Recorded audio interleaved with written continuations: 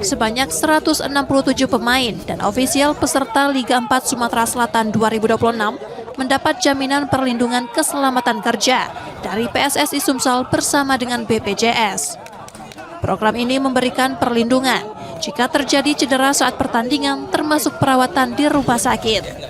Nah, makanya sekali lagi kita dari PSSI Provinsi selanjutnya nanti karena kita akan ada kalender berikutnya, mungkin nanti secara resmi kita akan mengadakan MOU lah kira seperti itu, biar kita ke depannya itu para pemain ada di kita juga terlindungi.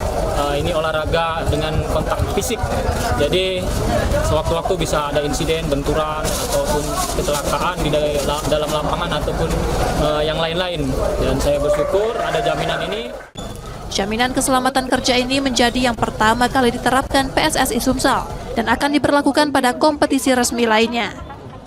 Nur Muhammad, Kompas TV, Palembang, Sumatera Selatan.